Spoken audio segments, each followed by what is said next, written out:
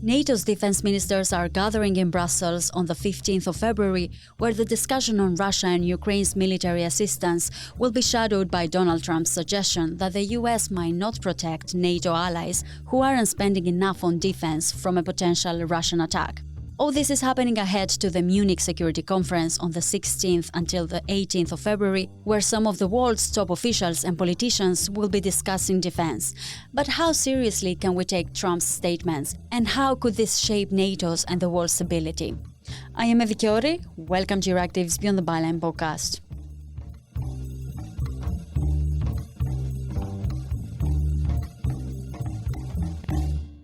Alexandra Brzozowski, you are Euractiv's Global Europe and Defense reporter, and you will be following these talks very closely. How do you explain Donald Trump's statement? Is this worrying? Because it's not the first time that he says this. Is he right? I think that's really the $1 million question that European leaders try to answer for themselves at the moment, because when Trump made the comments during his first term, European defense spending was at a very different point. It indeed was not very high, and for some European NATO countries, it was still driven by austerity mentality after years of financial crisis. So back then, you could say he was not entirely wrong about Europeans not spending enough on defense, but we have to remember that it was also a very different geopolitical context, which arguably did not raise the immediate need to increase defense spending itself. So back then, Trump might have been right with his criticism, which is something that when you ask NATO diplomats these days, they privately do and increasingly admit. But the situation, especially in the past 2 years, has significantly changed with Russia's invasion of Ukraine in 2022. Compared to before, we've seen some quite unprecedented changes, a shift towards a more security-conscious mentality and also the urgency that has obviously not been really there before. So what's the situation with the European countries? So when you look at the EU defense spending, it realistically it increased by 6% compared to 2021. So that's 8 years of consecutive growth in a while. It's true that only 9 European countries are currently spending the required 2% target of NATO. But looking at the upward trend, experts expect that a significant number of countries are actually going to meet that target in 3 to 5 years. And then we have the ongoing debate about how the 2% goal is actually calculated. Okay, but this 2% goal that you're mentioning, just to understand a little bit better, how is it calculated? Last year, before the Vilnius summit in July, NATO has been actually looking at defining a new defense spending commitment. So some members, especially the Eastern Europeans, were saying that the 2% target is actually too low. Defense spending should be increased according to them. Then NATO members with rather smaller GDPs, such as Italy, said that they believe that the 2% target is too high and they would have preferred to focus spending on other areas than defense. It does make sense, that one. It does make sense, but there's also those that increasingly argue that, there needs to be additional measures how to calculate the 2%. And this would go beyond money and more into what actual commitments member states can provide to collective security, such as hard capabilities. When we think about some countries providing brigades to the eastern flank or operating other systems. So it's an ongoing reform discussion, which I think might get new winds now after those comments. Do you think such discussions will satisfy Trump if elected? How seriously can we take his threat to withdraw from NATO? So I think one fact remains is that Europeans will remain and are far behind of the United States in terms of spending. This is unlikely to change. There's those that argue that Trump's comments of abandoning NATO are a potential bluff ahead of the November elections. But when you speak to most NATO diplomats in Brussels, they do take those threats relatively seriously. But could we say that the situation has been different since Biden came to office? So after Trump lost to Biden in 2020, it seemed a bit like everything had gone back to normal when it comes to transatlantic relations.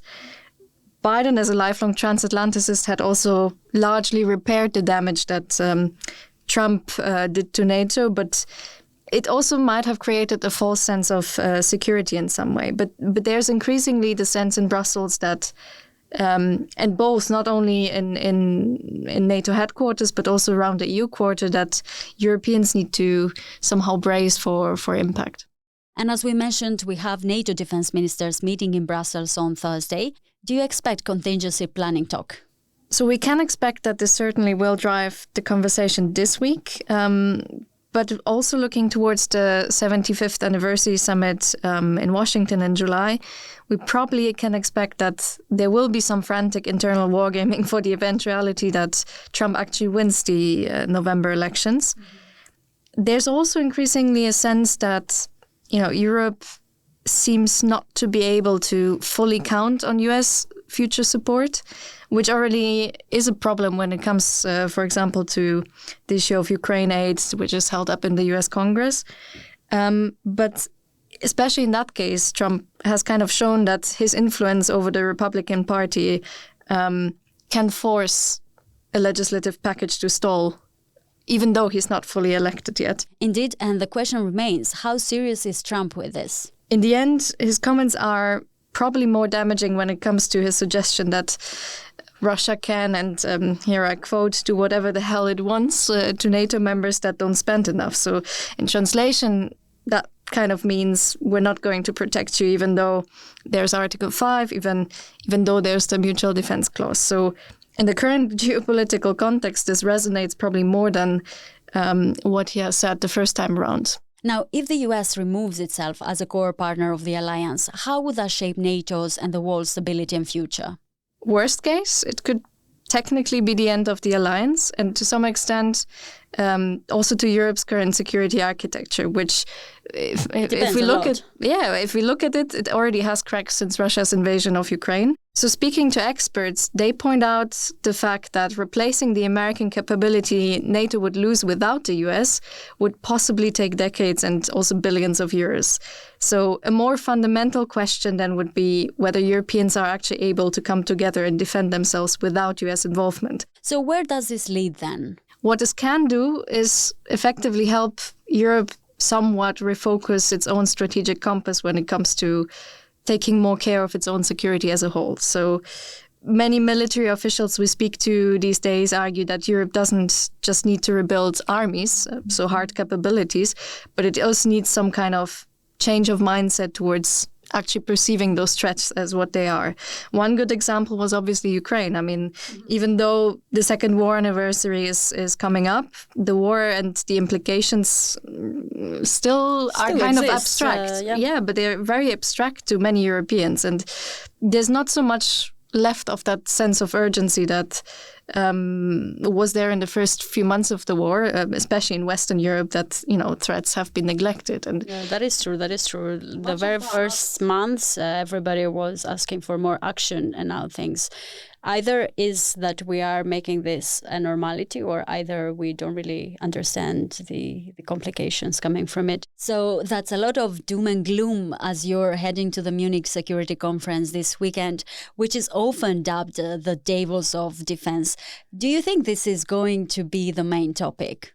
So beyond Trump, I think the core question will be certainly how Ukraine can shore up enough Western support and keep the focus on its security issues. Зокрема, готуємось до Мюнхенської безпекової конференції. Важливою не лише And in a video posted on X, President Zelensky mentioned that Ukraine is preparing for the Munich Security Conference, an important platform not only for Europe but also for the world, where Ukraine will present its vision for the year. So how do you see his presence there in terms of influencing the talks? It's not fully confirmed whether Ukraine's President Zelensky will be there, but the general expectation is that he will show up in person, and also with a rather large Ukrainian delegation. At the same time, the US will have the largest delegation to date, so we will definitely see some sideline talk on those issues, and also probably some attempts by European leaders to, help to make the decision on the other side of the Atlantic. And what does a larger delegation signal? Well, a larger delegation for sure means that, also in light of the comments made this week and the general impression that there's some kind of US disengagement from Europe, it does mean that the Biden administration wants to show strong. Well, their presence. And what else will be driving the agenda? The second biggest topic is likely to be Israel's war on Gaza. We know that Israel's President Isaac Herzog will be one of the guests, but potentially also Prime Minister Netanyahu. Though for security reasons, usually the Israeli government is only making the final commitment shortly before the event. But it could be very interesting to watch of how Europeans try to reason with Tel Aviv over the recent escalation. What about Russia? Once again, the elephant in the room will certainly be Russia, who is actually excluded from this year's guest list. We've reported actually earlier this week that there's a general feeling of uncertainty in Europe as top military officials are warning that Russia may aim to undermine NATO in the coming decade. So in that sense, and taken together with Trump's comments earlier this week, their words might actually resonate more than usual. Also because many of those officials are usually known for their discretion and lack of alarmism. So having all of those countries, NATO chiefs of defense, stating clearly what the threat might be or what they see as the threat in the next few years, I think might be actually a big part of what the conversations will be this weekend. Right, but how is it having all these officials in one room? If you could take us with you, how can we imagine the atmosphere to be there? I think that's why, the description Davos of defense is actually very accurate, because what you have on the center stage and on the panels is usually one side of the story. The actual talks, the actual negotiations and crisis management is happening in the sideline talks or in the rooms inside the Bayerische Hof, which are very restricted from the public. So in many ways, it's more of a forum to meet on the sidelines rather than the public announcements that are made, which are obviously resonating more than what we see in the public. Thank you, Alex. I am Evi Chiori, and this was Euractiv's Beyond the Byline podcast. Visit Euractiv to stay on top of the latest news, sign up for our podcast newsletter, and if you haven't subscribed yet, you can find us on Spotify, Apple Podcasts, Google Podcasts, or wherever it is that you get your podcasts. This episode was produced by myself, Miriam Saenz de Tejada, and Nicoleta Yonta. Thank you for tuning in, and until next time.